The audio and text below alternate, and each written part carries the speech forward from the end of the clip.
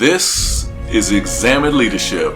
I'm Kurt Lichty with you as usual, and we have somebody new on the podcast. She is part of our team of coaches and consultants. The goal of Examine Leadership is to inspire you to look deeper and be better.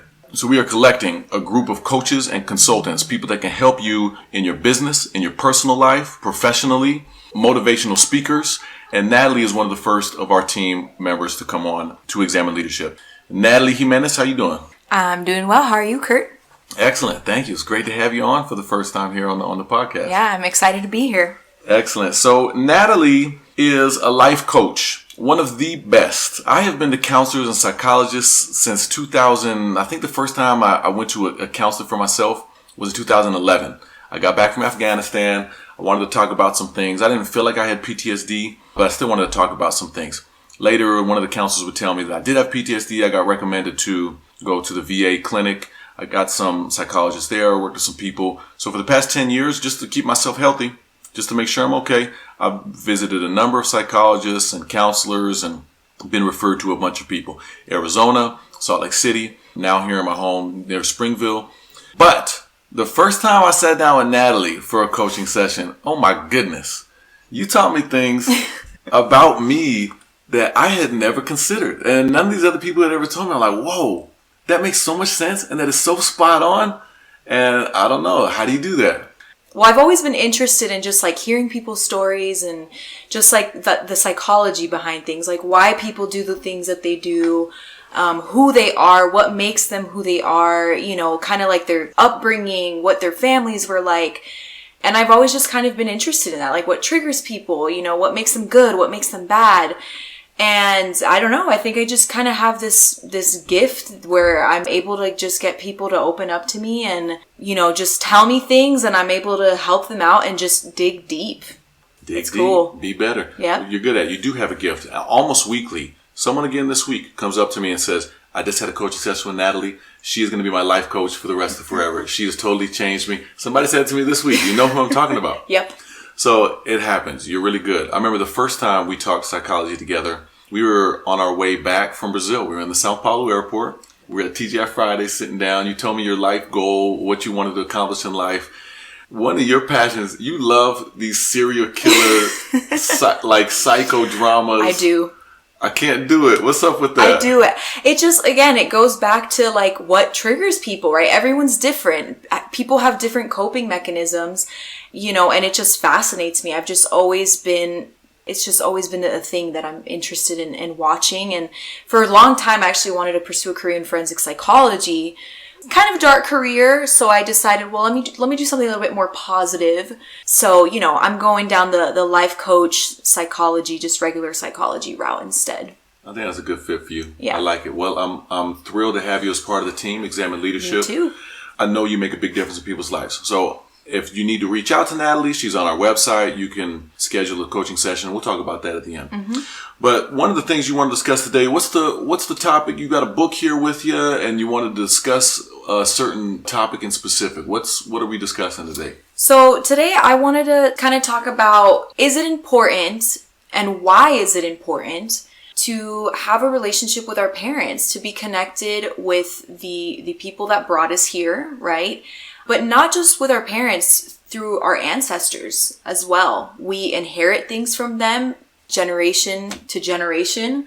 And so, yeah, we're just going to kind of talk a little bit about why that's important and how that really just can shape and define who we are.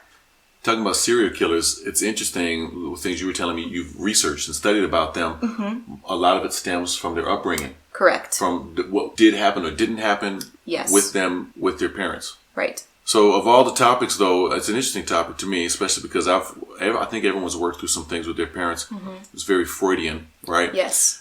Of all the topics, though, why parents? What made you interested in starting here on the podcast? I hope to have you back multiple times. Mm-hmm. I hope you'll be a regular contributor here. But why would this be the first introduction? I just think the relationship that we have with our parents, it's really the base of who we become. We'll discuss it a little bit more in the podcast, but there does come a point where obviously we're adults enough, our brains have finished developing, and we kind of, you know, take the reins on our own life, decide who we want to become. But our parents do have a huge impact on that. And not just, from the time that we're born, even from the time that we're conceived. So the book that I'll be referencing today, it's a book called It Didn't Start With You by Mark Woolen. He's actually the director of the Family Constellation Institute in San Francisco. We can kind of get a little bit more into that as well later, but it just basically talks about how we inherit family trauma, not just through our parents. We don't just inherit genetics, the way we look, the way we act, right? We can also inherit trauma from our parents, from our ancestors, our great-grandparents, an uncle. So it's just all very interesting how family truly impacts who we are. That is interesting. Now, you want to tell us a little bit about family constellation? This is a concept that was new to me about a week ago, maybe 2 weeks ago. You told me about family constellations. Yeah. I read up about it. Never heard of that concept before. What is this? So I'm going to read here just kind of from this website here at goodtherapy.org.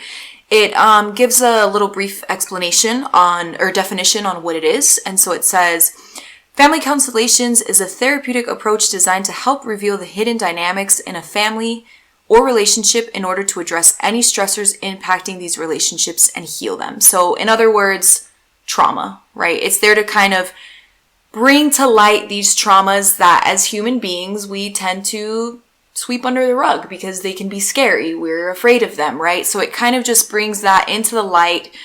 We have to face it in order to heal from it. And so then it goes on to further kind of explain what you do in a family constellation session. So it says here, family constellation session typically takes place in a workshop made up of a group of individuals who are not related. Members of the group stand in for family members of the person or couple presenting a difficulty or concern.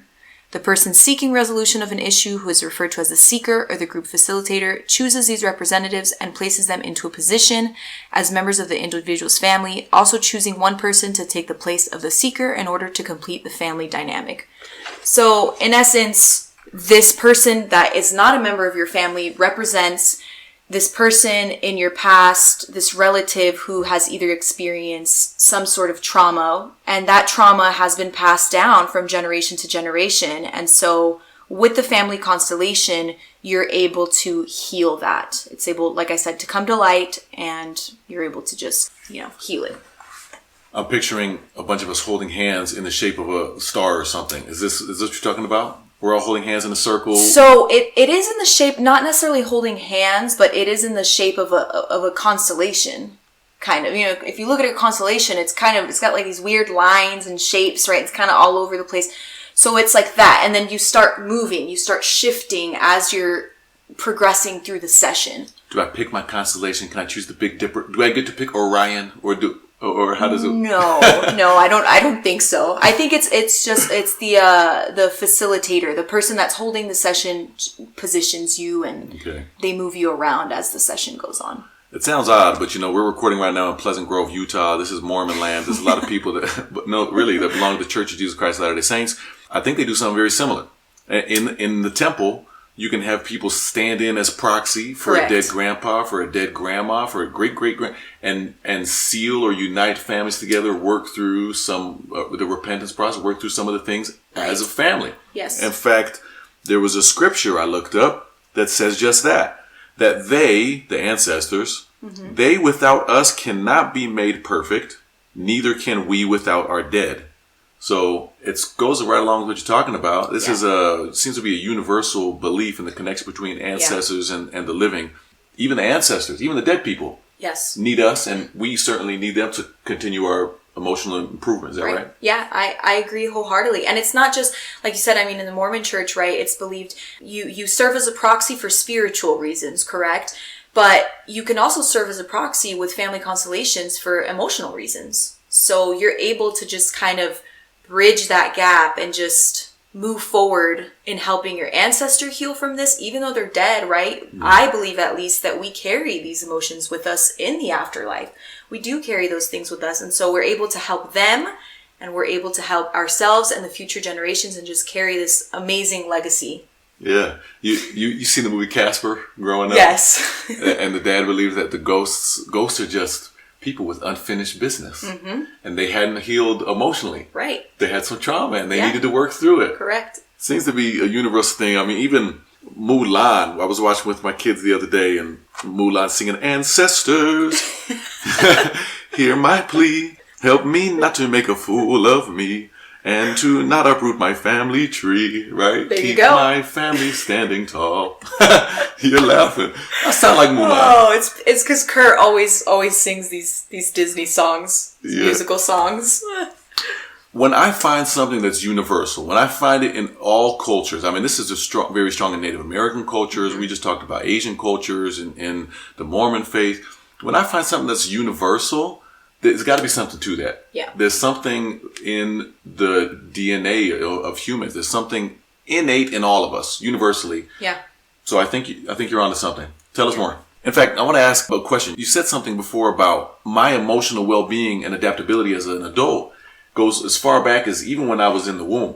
Yeah, even before that. So even while you were being conceived, these things were kind of forming themselves. They were happening because obviously, and this is what I'm talking about, inherited trauma, right? So in this book that I'm currently reading, the author talks about, he gives the example, right? He talks about, so we have a mom and she has an egg, and we have a father who obviously has sperm.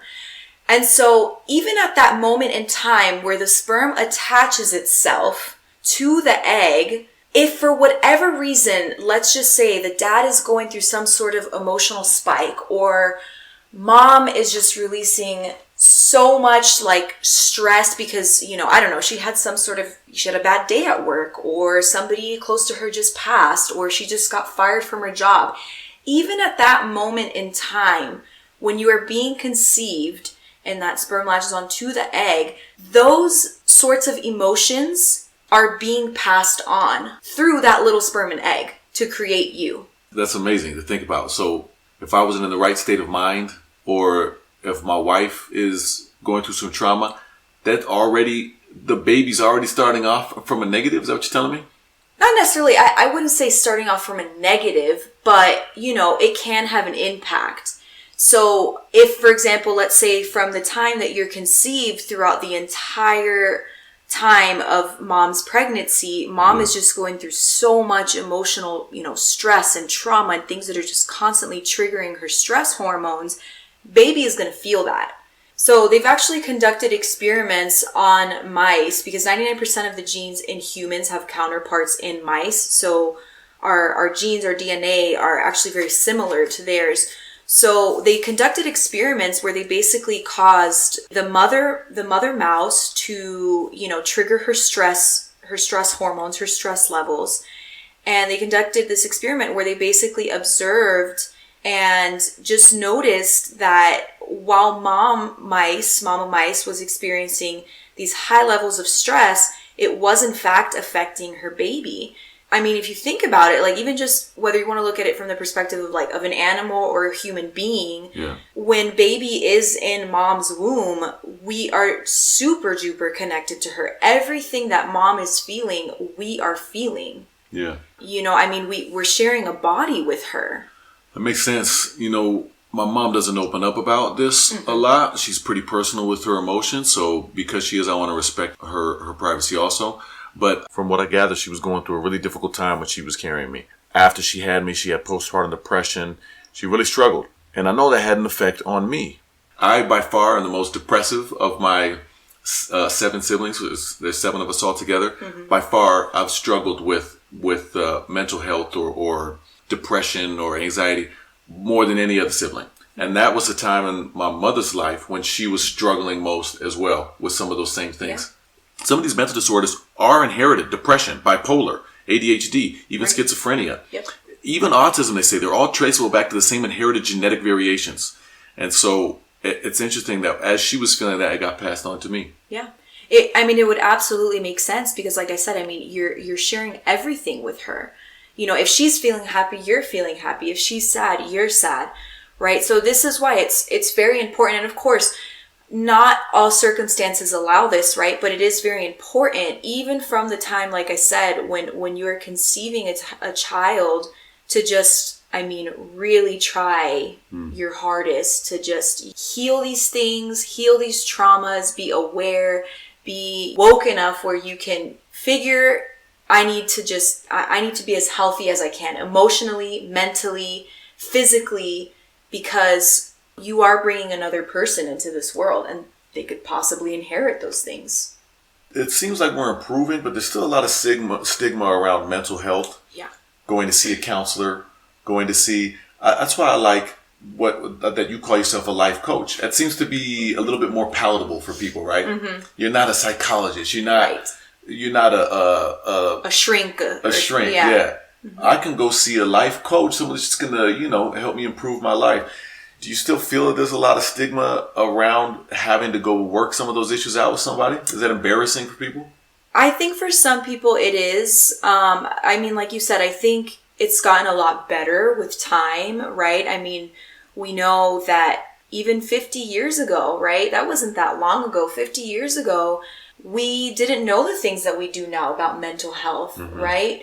100 years ago, if you go back 100 years ago, 120 years ago, if women had postpartum depression, they were put in an asylum because it just wasn't understood. It was just something like, how could you be depressed after having a child? But it's a real thing. We know that now because we've conducted research. We know it's an actual thing. Like I said, I mean, I think it's still getting better, but I also think people have a hard time opening up about their issues. People have a hard time being vulnerable because being vulnerable is scary, especially opening up to someone that you don't necessarily know super well, right? But maybe sometimes that's what it's take. What I've realized is sometimes people will open up more to people that they barely know rather than people that they do know, like their family members, their siblings, their parents. They do. I went to Florida with you last month. Yes. We're down in Florida. I took so many Ubers down there.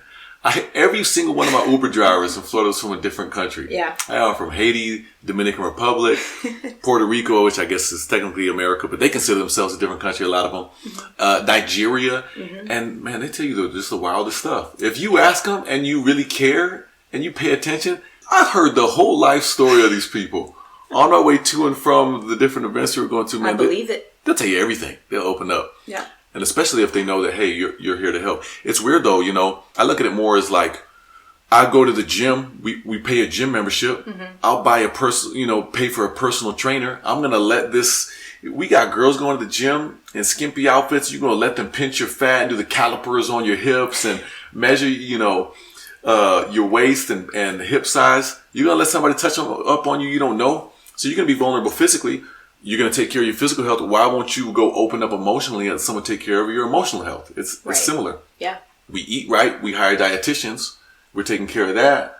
We got people that go take sleep apnea studies. We take care of all these different facets of our life. Why does it not make sense to go talk to someone to work out some of your emotional issues? Yeah. And I agree. I think it's just, like you said, I think there's still a lot of stigma behind it. But this is why the brain fascinates me. This is why I do what I do, because we really do just need to continue raising more awareness about this. People need to heal. I mean, it's interesting because if I meet someone new, or if I'm, for example, with my coworkers or friends or whoever, I do this thing where I'll kind of just sit back and I'll just kind of observe. Uh-huh. It's not coming from a place of judgment whatsoever, but it's almost like I'll start to read the person and analyze, and I'll start to see, well, why do you do this? Or why do you say this certain thing? Or why do you act this certain way? Again, not coming from a place of judgment. It's more of a place of fascination. Like, what was your upbringing? And in fact, with you, I've never felt any judgment at all. I feel like, correct me if I'm wrong, a lot of times you do that analysis, not to be judgmental, but actually to even be more charitable. Like, right. I understand you're doing this because of what you've been through, or because you were raised like this, or because I noticed you need approval because of your parents. You didn't get the approval from your mom or dad. And so I've noticed with you that when you analyze people, and you're usually spot on, it helps you not be judgmental, but it helps you be more charitable towards them. That's exactly what I do. It's more of like, I'm just trying to understand you so that because I feel like as humans, and all of us have done this, where if someone is mean, or if someone is depressive, or someone, whatever the case may be, our natural instinct is to judge them. It's to, I'm out. We repel because, because they're not compatible with us, or because they look a certain way or act a certain way. So we automatically assume the worst and we repel. But if we approach that person and say, wait a minute, they've also had difficulties. They've also had hardships in their life like I have. I also have problems. They do too. And if we actually just took the time to understand and read people a little better, I think the world would be a much better place. I agree with you. So I studied psychology just like you in college. My bachelor's degree actually is in behavioral science. One of my first psychology teachers told me, and I never checked the statistic, I just remembered it right now. Mm-hmm. So go fact check me if I'm wrong. But I remember he told me that humans are more alike, even if you take somebody in Canada and somebody in, the middle of Africa, or someone from Honduras and someone in China.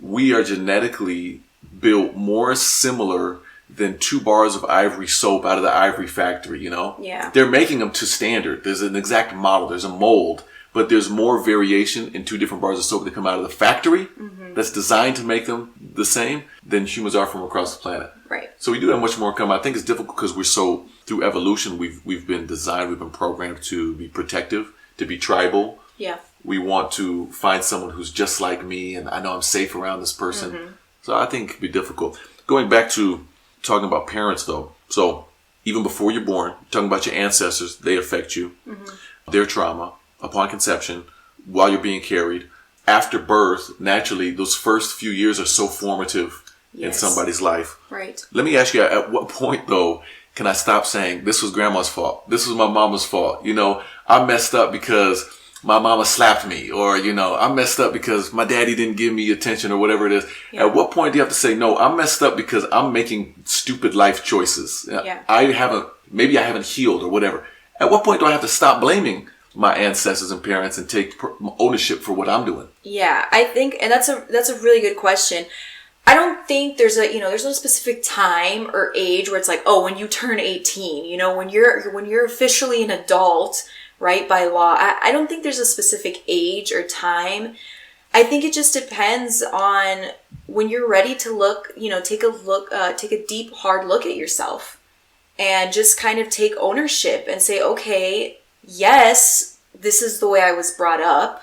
And with that, there also comes a sense of forgiveness. You also have to forgive your parents, because that's the first step in healing. The first step is recognizing, and the second step is forgiving those that hurt you, right? And then you have to forgive yourself for choosing up until that point to continue making these decisions based on what you grew up knowing. So for me, like, I had a personal experience actually with this, where when I have great parents. I do. I love my parents. Today, I can honestly tell you, I'm 27 years old, just turned 27. I can honestly tell you that I have a great relationship with my parents. It took a long time, though. It took a long time for me to get to where I'm at. I did not have the greatest upbringing. My parents were immigrants from Argentina. It was hard for them. We lived in South Florida. South Florida is not cheap. Just financial circumstances. Then, shortly after my parents got divorced, we had to split up the family. And anyways, lots of things that happened in between. With that, though, my parents tried loving us as best as they knew how. And they did make a lot of mistakes, like any parents would. With that, there were some toxic behaviors. There were some toxic things that we did inherit. And so it kind of just occurred to me when I was about 20 years old, so really not even that long ago, 7 years ago, where up until that point, my whole teenagehood, my adolescence, I kept making these same stupid mistakes. I kept dating guys that really weren't good for me. I had major emotional and attachment/commitment issues. I had some daddy issues, lots of things that were really coming up. I went to therapy for a couple of years. I had also been sexually abused as a child, not by my father, but by someone else, by a close member of the family. And so a lot of these things I did carry with me. And it wasn't about until I was 20 years old where I just kind of had this awakening where I was like, Einstein, I think it was, that said insanity is doing the same thing over and over again and expecting different results. And that's exactly what was happening in my life. I kept doing the same thing over again, the same results that were impacting my life negatively. And those things you were doing, like you said, the book, this didn't start with you. I bet these are patterns your mom, your grandma. These were things that were happening. I mean, it's interesting because now I talk about it with my mom, and my mom's like, yeah, your great grandma did this, your great grand aunt did this, and it's so interesting. It was in that moment where I realized I need to make a change. I cannot allow the mistakes that my parents made with us to keep affecting my life. And again, I mean, I think it's a self-awareness thing, right? And I think it's really just making the decision, I'm ready to change. I want something different in my life. That's hard though. So I think that is a first step. I heard a psychology joke. Have I told you this one? How many light bulb, yeah. How many psychologists does it take to change a light bulb? Do you remember the answer? I always forget. Just one. But the light bulb has to really want to change. Yeah. Yeah. Exactly. Being aware of it first and then trying to change it. It's interesting. You said your great grandma was doing some of those exact same patterns that you were doing. When I read the Bible, the Old Testament for the first time, I kept hearing this phrase that God would say. In fact, let me look it up. I don't want to misquote God. That's not a good thing. So he says here, I, the Lord God, am a jealous God, visiting the iniquity of the fathers upon the children unto the third and fourth generation of them that hate me. I'm like, dang, man, God's a cold God. Yeah. You're going to punish my great-great-grandkids or my great-grandkids, I guess, that's cold. Right. They didn't do anything wrong. Or you're punishing me for something that my great-grandpa did. That's messed up, man. But I think the principle that he's teaching here is you sin, your iniquities will be visited upon your not because I'm God and I want to hurt your innocent great-grandkids. Right. But just be aware. You're messing up. You're doing dumb stuff. You better fix yourself fast because your sins don't stop with you. Right. Your sins, all the time I catch myself doing something like, oh, dang it, man. My mama did that and I didn't like her when she did that. Yeah. Your sins follow you. Your kids are going to do it. It's cyclical. And their kids are going to do it. And their kids are going to do it. And until somebody gets the awareness that you're talking about and becomes the light bulb that really wants to be changed, correct. You're going to keep visiting to the first, fourth, fifth, sixth, seventh generation until somebody goes to see Nathaly for a life coaching session. Yeah, and that's exactly what it is. And I think just to clarify a little bit more with that, like, it's not like, I think when people think of sins, like God is talking here about sins, right? Yeah. It's not necessarily like, oh, if you robbed or if you murdered someone, your your descendant is going to have to suffer for that. No, it's not exactly the act of committing a crime, but it's exactly what you're saying. It's the way that we act. It's our behaviors. It's the way that we think. If we don't heal these things, yes, our descendants are going to suffer from that. Yeah. They're literally going to inherit that. So those patterns. So it's not the sin itself. Exactly. It's the patterns. If you don't fix these, if this iniquity continues, it's going to be cyclical. Exactly. Wow. So yeah, you opened up. I just learned some new things about you, about your past. You hadn't told me some of that. Mm-hmm. You reminded me of an NF lyric. He said, I heard that pictures don't change. Just the people inside of them do. Whoever told you that life would be easy, I promise that person was lying to you. Life's hard for everybody. It is. Nobody gets out of this life. What do they say? Nobody gets out of this life alive. Yeah, it's true. You're going to get messed up and you got to deal with it. So you just looked at your book. You were going to read something there? Yeah, so I just kind of want to piggyback off of what we were talking about. First thing, like I said, was in order for us to heal, we need to just be self-aware, right? But the second thing we need to do is we need to learn to forgive, right? Which is it's not an easy thing. It requires, I think, a lot of courage because it is so easy to be mad at people, at your parents, at your friends, whoever, for hurting you. It's so easy to do that. But at the end of the day, when you don't forgive them, who's it really hurting?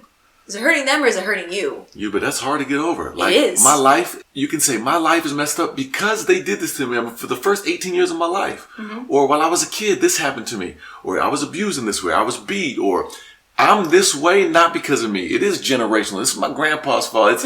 It's easy to misplace blame. Exactly. And even it's not even misplacing. it actually is their fault. Right. Yeah. It is a legit actual blame. But again, at what point do you have to take responsibility for your actions? You're also an adult. Your brain has finished developed. You don't have, you're not incapable of making decisions for your own, right? You have your agency. You have that capability. So you have to stop and ask yourself, kind of like me, I hit a crossroad. Is this the path I want to keep taking, or do I want to stop doing this? Do I want to be better? Do I want to do better? Well, at age 20, you're pretty self-aware to change. Most people take a lot longer than that. I agree. I am very fortunate in that sense. I personally know people in my own family that, hell, they're like middle age at this point, mid 50s, 60s. They're too afraid. They're too afraid to face their reality. And that's okay. And some people don't even do it. Some people live their life, they die, and that's it, without even making these changes. But hell, if I'm going to be complacent and continue living my life that way, I'm not going to do that. No, you're right. In fact, I looked up the lyrics just now to Lost in the Moment, NF. He's dope. So he says, don't tell me you're fine because I know you're not, so don't even try. And what we going to live for in this life full of pain till we're 80 and one day we'll get up and say we regretted our lives. Like, don't do that. And it's not too late if you're 80, but like, why wait till 80? Right. Let's be aware. Let's identify. So the next question I guess I want to ask you, I've identified I've got issues. Okay. With my parents, with my grandparents, whatever. I've identified it. I want to change. I'm the light bulb that actually will be changed now. Where do I start? What's a good place to begin? That's a really good question too. Honestly, I think it really just depends on the person, like for me, for example, I want to read this quote here. Let's just, in this specific quote that I'm going to read from, he's talking about parents, right? Again, this is from the book, It Didn't Start With You. This is Mark Woolen who wrote this. So he says here, let's say we're having a hard time forgiving our parents, right? So he says, our parents cannot be expunged or ejected from us. They are in us and we are a part of them. Rejecting them only distances us further from ourselves and creates more suffering. I think that's very strong. Yeah. That says a lot about the importance and the connection that we have with our parents, with our grandparents, with whoever really is a parent figure in our lives, right? Well, and that's Mormon theology again, too. You need those people to be saved according to the Mormon faith. Correct. But like I said, I think it just comes differently for everyone. In my particular case, like I said, it took me years to forgive my parents for certain things that they did. But I also had to realize that while they were teaching me, I was teaching them. And that's the cool thing about a parent-child relationship. Sometimes I feel like we have this expectation that our parents are perfect because we look up to them, right? We almost believe as little kids that they're immune to like making mistakes, to being flawed. And so with that false expectation, what happens is we end up getting hurt, we end up disappointed. We fail to realize that we're also their teachers. I like that because one of the mistakes I made for the long time, my parents didn't, everyone makes mistakes. I'm a parent, I make mistakes. Right. One of the things I did wrong for a long time was say, my parents are the parents. It's their stewardship. It's their responsibility. They got to fix it. You need to come and apologize, or you need to come and recognize you did something wrong. It starts with you. You're the parent. That's your responsibility. Yeah. Like I said, I'm a grown man. I can do that. I can go to them. We're all grown-ups here. I can go to them and start this process.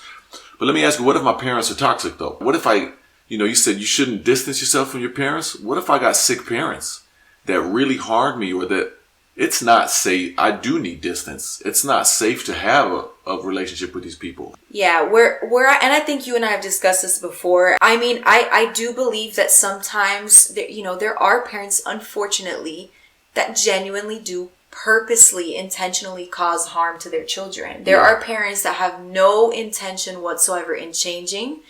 They have no intention whatsoever in admitting their mistakes for whatever reason. But again, that is generational trauma. That's true. Right? They didn't just wake up and learn to be that way one day and decided, I'm going to be a cruel parent. They didn't make that decision, right? Yeah. And these are things that have been inherited from generation to generation. So I think in this case, if you do have toxic parents that, are actively manipulating you, are actively hurting you, intentionally doing so.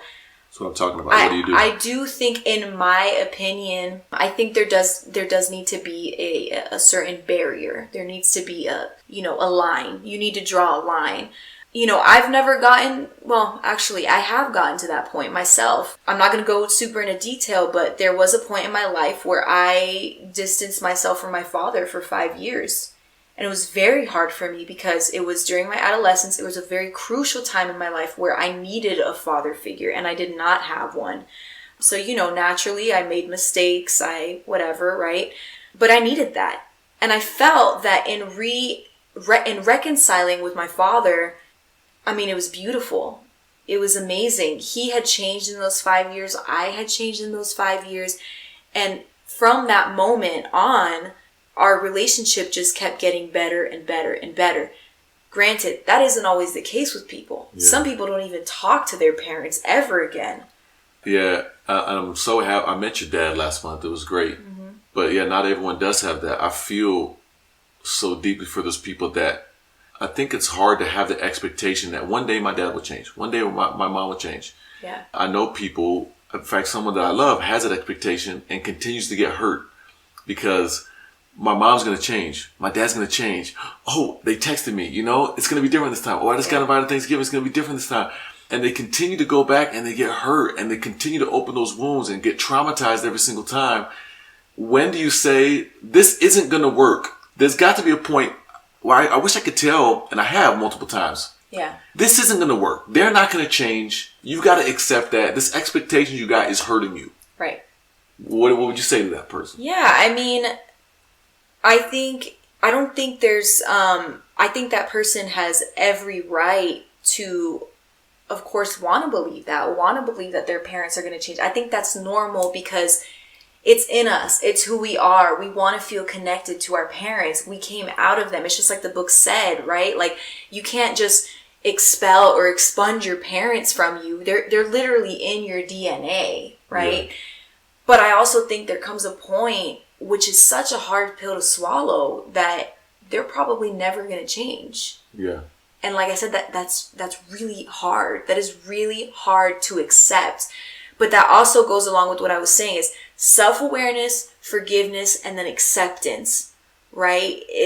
You have to be able to, you don't have to, right? You're not obligated to do anything.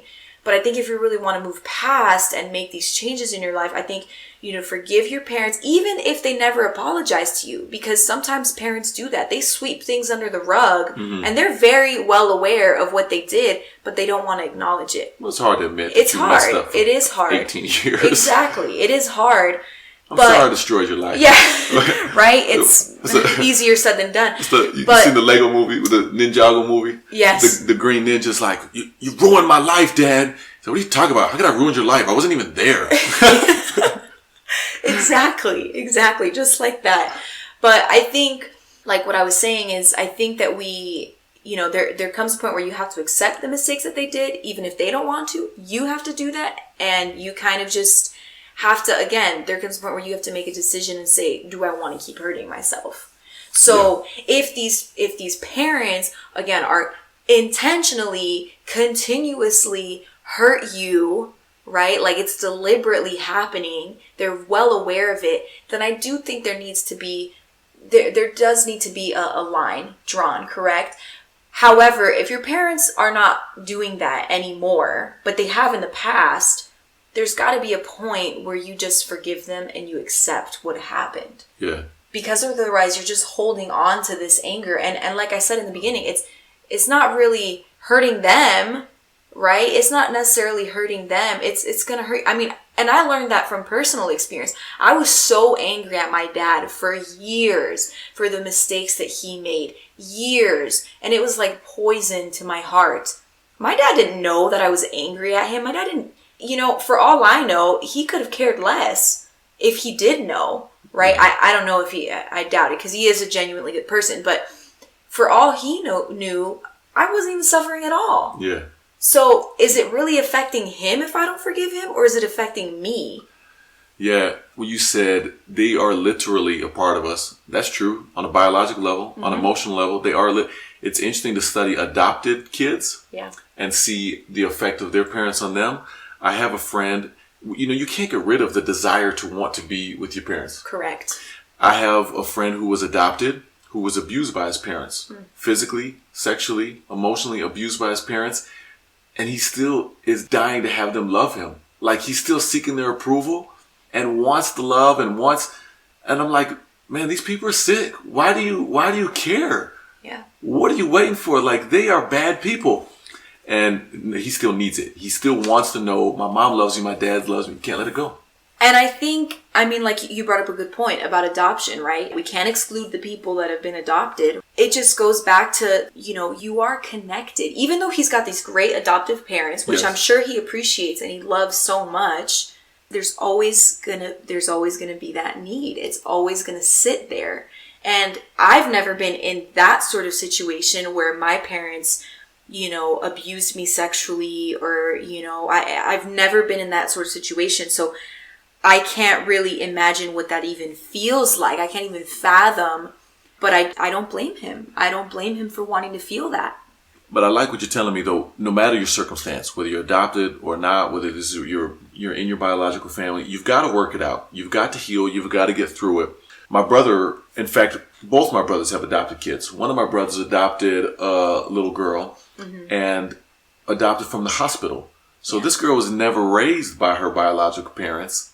Doesn't know the biological parents, was raised, always growing up, and they're great parents. So they've told her from the beginning, you grew in in this mom's stomach, and they show her pictures, and Right. they're good at it. But even before she could talk and understand these concepts, more than her brother, she's got separation anxiety. And we've always wondered, was she aware that she was taken from her not taken, but was she aware? It's interesting that separation anxiety, you're so connected to your biological parents, and that may have stemmed from something you weren't even aware of. Same thing with as we're growing in the womb or before. Yeah. You're not even aware of why you're feeling this, why you're depressed, why you've got anxiety, but it did come from somewhere. So the earlier you can recognize that and work it out, the better.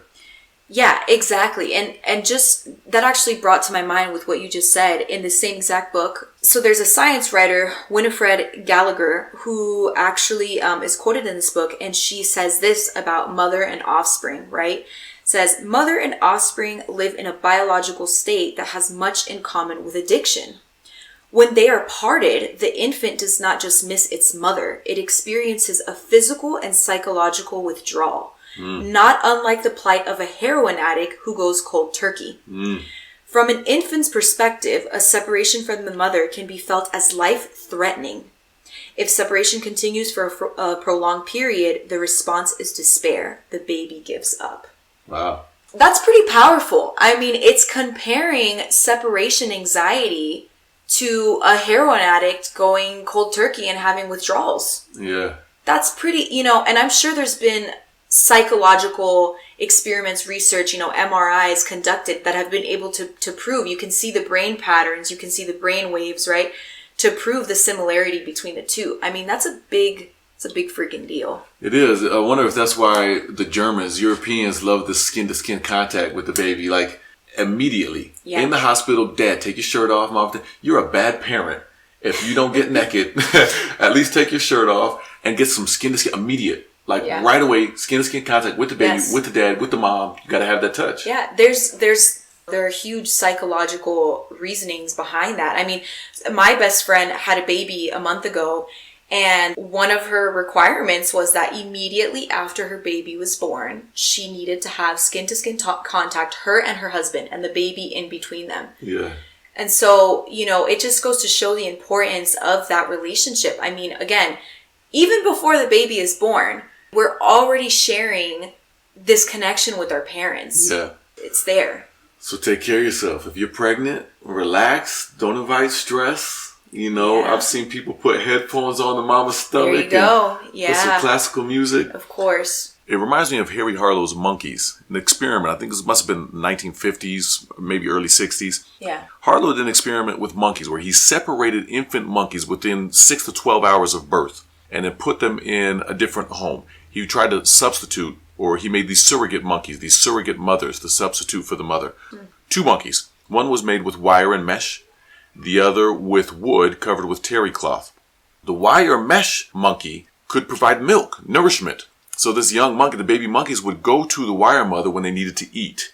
It was providing milk. And then the wooden cloth monkey provides nothing. It does nothing at all. It just sits there. They noticed, though, speaking of touch, the monkeys much preferred the soft terry cloth mother. In fact, they'd spend 17 to 18 hours a day with the soft mother, the fabric mother, and only 1 hour a day with the wire mother, only when they needed to eat. So even though she was providing a more important biological, physiological need, she was fulfilling that nourishment need.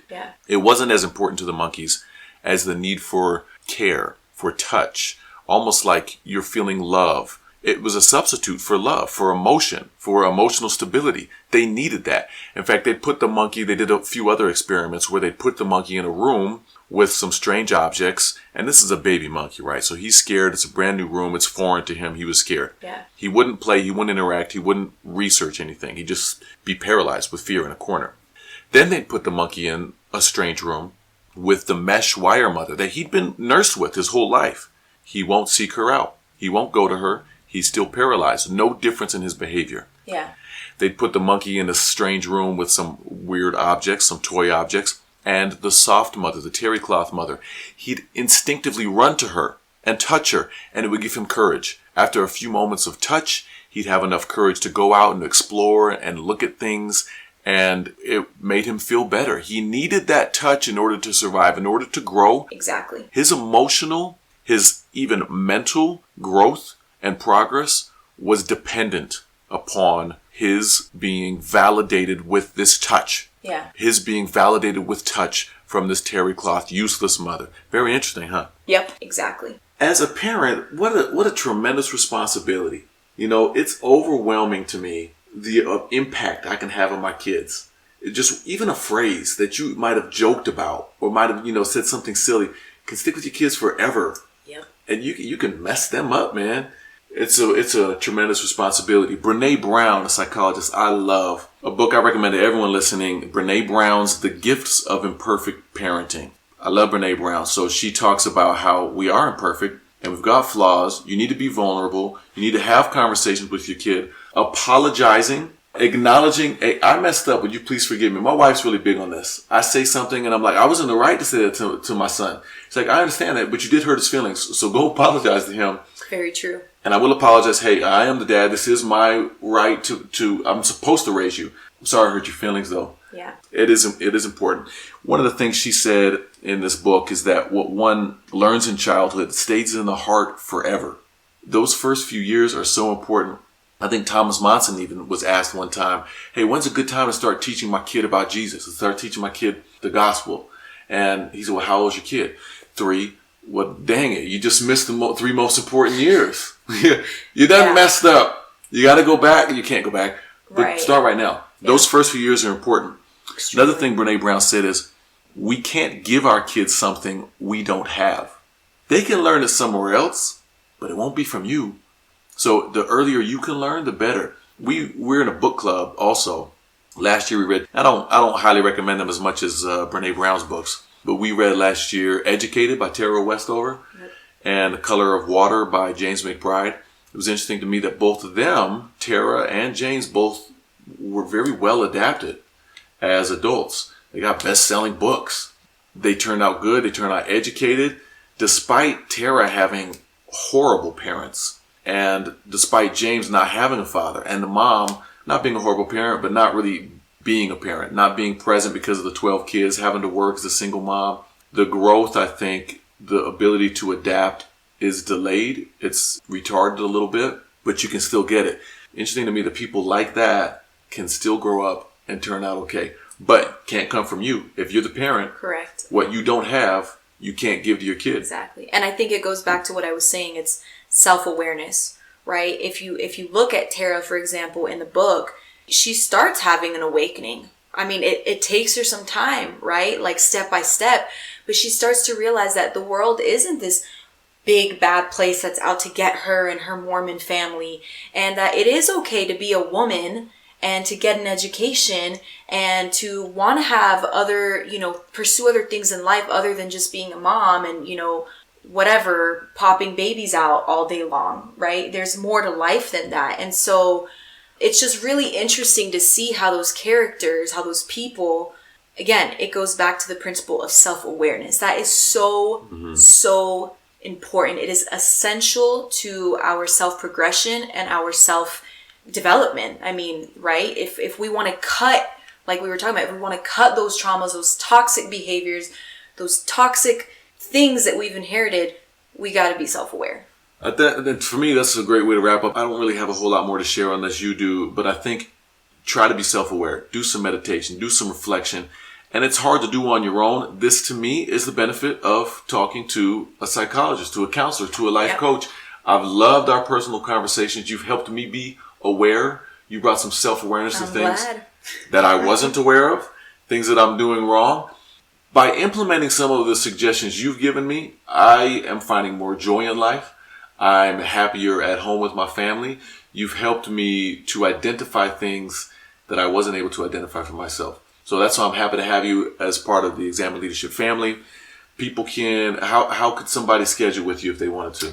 Yeah, so if anybody would like to contact me, have a session with me, if you just go to our website, we have the Examine Leadership email address. You can email me at that address. We can set up, if you live far away, we can set up calls through Skype, through Zoom, through WhatsApp, through Facebook. I mean, really any channel of social media or app.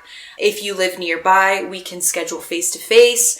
I have somebody right now actually on the other side of the country, so we do phone calls. Whatever form of communication really just suits you best, we can make it work. That's great. Final thoughts. Anything to wrap up? Any last words of wisdom? I would just say be woke, people. Stay woke. Like we say in the beginning of our episode, do better, be better. Let's just be aware. And I mean, let's just look out for the people that are coming after us. Let's look out for those people. And I think if we genuinely do that, we all, work together to do that, to help our families, the world we can make it a better place. Amen. This is Maya Angelou quote I really like. She said, "I did then what I knew best. When I knew better, I did better." Don't beat yourself up for past mistakes. Just fix it. You know better now. You know how to move forward. Let's look deeper. Let's be better. Thanks for being here, Nathaly. Thank you. Until next time.